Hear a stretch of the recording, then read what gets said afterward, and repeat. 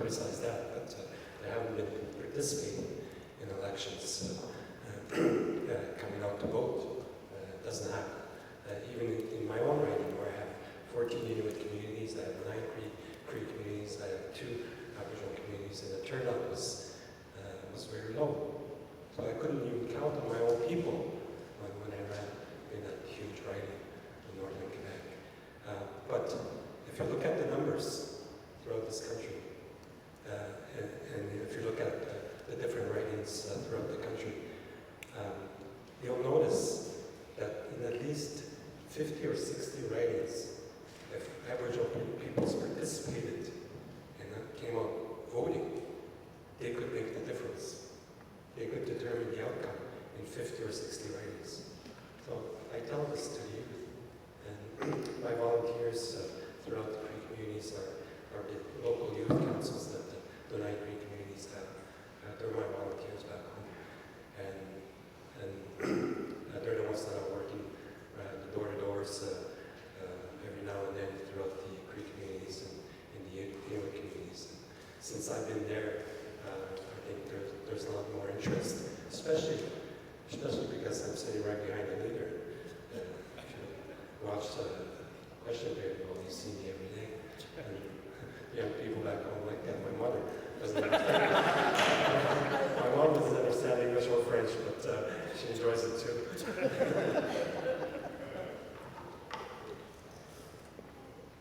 I have a few comments to make about some questions I heard earlier. My name is Ken McDougall. My traditional name is De La Duque Uqual. That's a running bear from Oneida, Muncie, about 30 miles southwest of London, Ontario. I went to Mount Elgin Residential School, and I want to clarify some wording of the 60 scoop. I look at that term very weakly because it started before the 60s. When we're talking on wording between the Canadian government and Aboriginal people, you have to recognize until 1932 that natives of Canada were not even recognized as human beings. When we talk about our rights, 1960s, a lot of our people didn't even have the right to vote. When you talk about enfranchisement and being disenfranchised, a lot of our people serve in the service. I'm a veteran. I'm an elder in the community here. A lot of our people come back home and we're no longer recognized as Aboriginal people because they serve. So we have to look at these terms and wordings very carefully. We have to really magnify the meaning behind it. I've got 4 different university degrees. It's from engineering to master's education here in Canada. I was still unable to get work here in Canada. So we have to recognize that the Aboriginal people are the lowest paid and the lowest when it comes to be recognized as employees of this country, workers. We have to recognize that the government is the one that sets a precedent as who we are on their papers, behind their closed doors, and their last word in. So I say in caution, when we're using these terms, you have to also remember the residential school, the reserve, they're all policies by the government. That's what they are, written policies. How do we extinguish that? That's what our people have been up against for almost 500 years. They said the first agreement was signed in 1763, the Royal Proclamation, before the United States was even a country. At the time, New York was still run by the British, and yet those documents were signed in agreement under the Royal Government of Canada. Was it Canada or was it Britain? So these documents have been worded to bring peace amongst our people, our peoples, have to be really readdressed and looked into deeply. words hurt. When I still see that, you know, the government puts these names out on our people, and the names of our groups, the names of everything that's going on, when it started way before that. I'd like to thank the two gentlemen up front, speakers. I see the conflicts and battles that you go through daily. I went through them myself. I got into the Jean Chrétien one year. I asked him, I said, why is it when a prime minister becomes a prime minister, they don't have to have any kind of Aboriginal studies behind them? He said, I work for the Indian Affairs. I laughed. I said, 99% of the people that work for Indian Affairs are not Native. That too was a government policy to take charge of our dollars. And when it came to 50-50, the Commonwealth dollars, where's their 50% to gather through all those years? Who counts for that?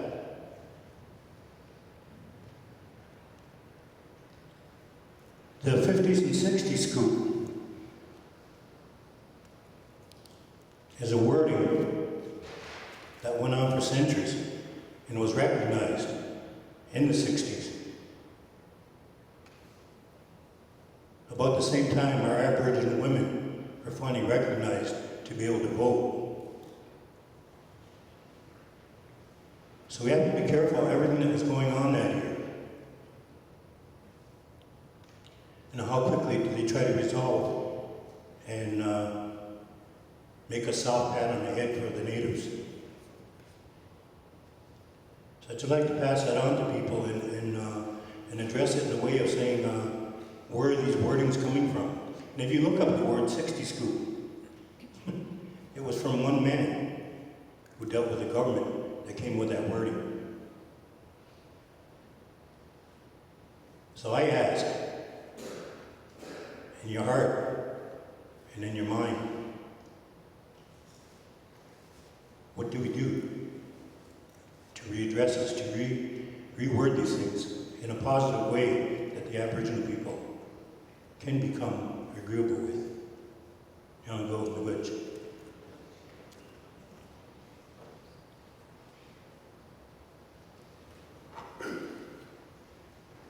Perhaps just a comment to those comments. I referred, well, I quoted Secretary General Ban Ki-moon in my speech, and I truly believe what this UN Declaration will do is to bring us to that reconciliation. Ban Ki-moon is right. This is a framework for reconciliation, to redress those past wrongs that you raised.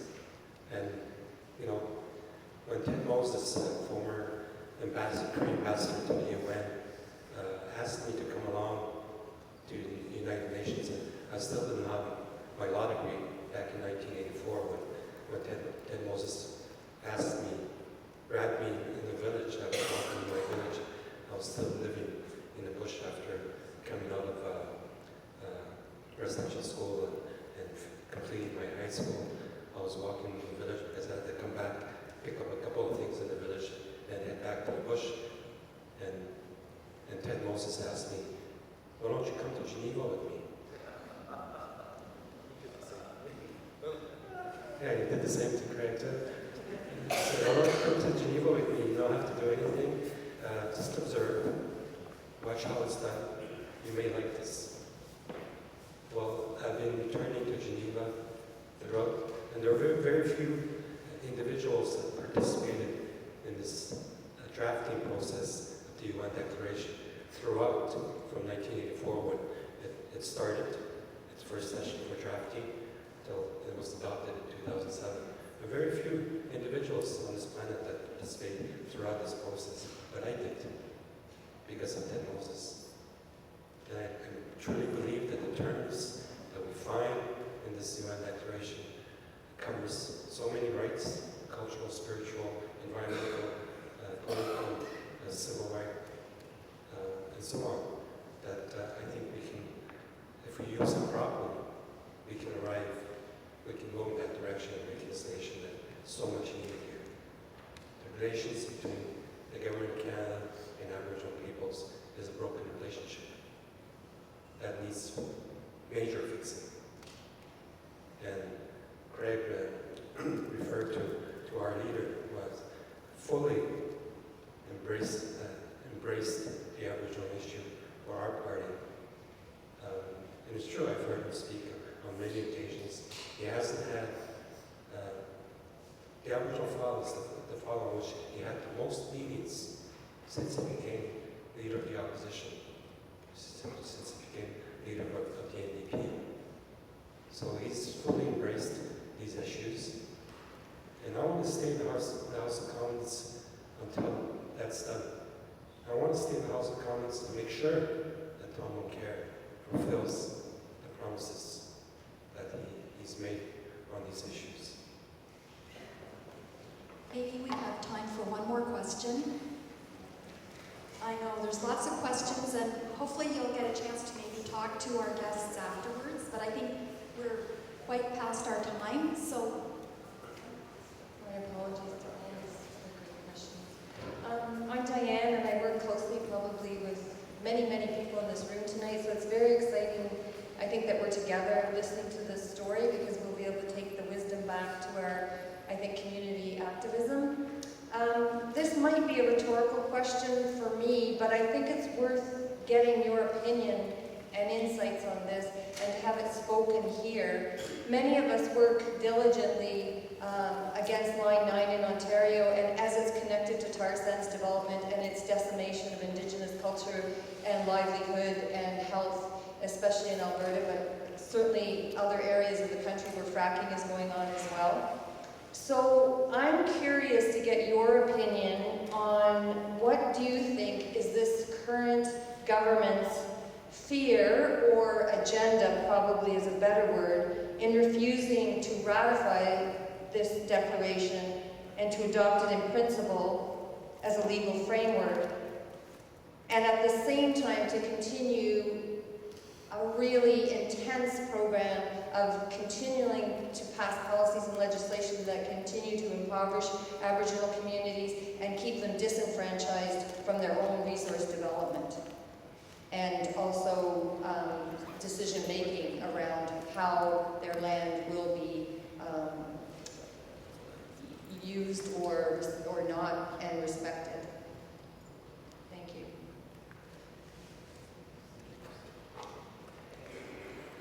I won't say much more because I think Romeo has greater insights into what I'm about to say, which is there's just a profound gap between word and deed with this government. I kind of have no doubt, or little doubt, that the Prime Minister was sincere enough in the generality of the apology, just for example.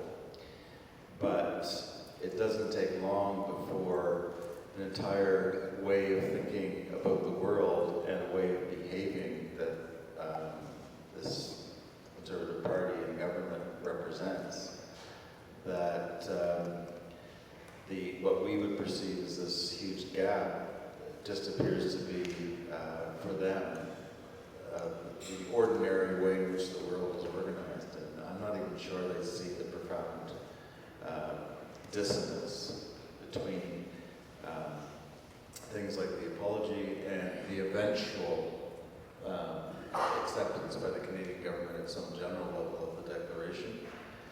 A more cynical take would be, when forced to think about it, they would know that there's this conflict and they don't care. At the same time, I guess you all know the story, right? It's Hercules, right? Who ties himself to the mast in order to not be tempted by the sounds of the sirens. Ulysses, sorry, Hercules. I was just watching that cartoon movie, Hercules, if you can believe it. So that's what's in my head. Yeah, Ulysses. And it's an image that I often use when I was teaching constitutional law. I got it right, say Ulysses, not Hercules. And we need to bind ourselves to a lot of masts. That's what constitutions are about. That's what public, transparent commitments are about. Unless we actually know what the temptations are that will cause us to go back on over easy promises or just our goodwill, we won't know that we have to find ways to say, when I get in power, for example, say, just play Tom Walker here, when I get in power, I want to be bound to do the right thing. And so, for example, Tom has, one of his private members' bills is to deepen the powers of the parliamentary budget officer, which is what, in some other universe, no prime minister would want, because it's going to be bolstering a position of somebody who can become a thorn in your side, as the parliamentary budget officer has been for this prime minister.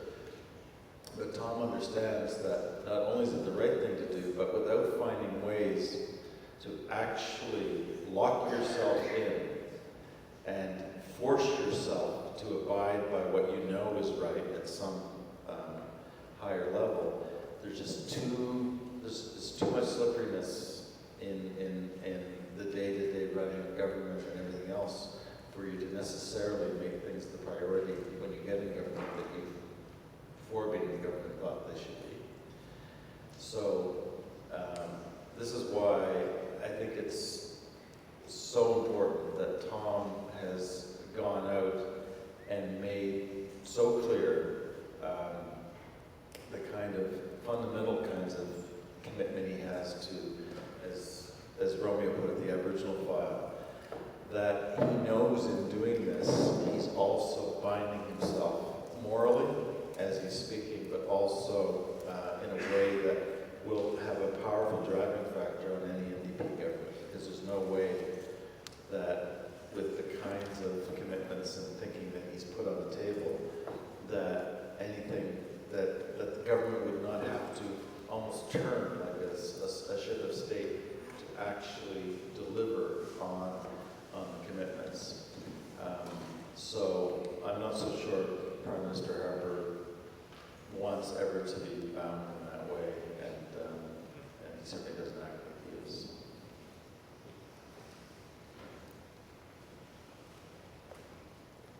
Perhaps just to add to certain points. What baffles me in all of this is that, Stephen Harper, his agenda is resource development in this country. Fully, his economic policies depend on resource development of this country. And when you talk about resource development in this country, the first thing you ought to think about or realize is Aboriginal rights in this country. So either he doesn't know that, he's ill-advised, or he doesn't care. And I always speak about the symbolic place where I sit in that house, because the first person that Harper sees when he walks in for question period is that Indian guy right across. So I think I remind him those things. When Aboriginal peoples in this country talk about consultation and accommodation, when resource development is happening or affecting their rights, these are not political vagaries. These are constitutional duties to consult, and based on that consultation, based on the concerns raised during that consultation, you need to accommodate those rights and interests of Aboriginal peoples. That's a constitutional obligation. That's the rule of law today in this country. They don't respect that. And same thing with other rights that are provided for in treaties. We spent, as Cree spent 25 years in courts in order to get simple provisions that implemented that we find under James Bay Northern Quebec Agreement. Let me give you an example. Craig talked about lawyers just a while ago. In Chapter 28 of the James Bay Northern Quebec Agreement, it says, black on white, that on a 50-50 basis, Canada and Quebec will build community centers in each and every community, Cree community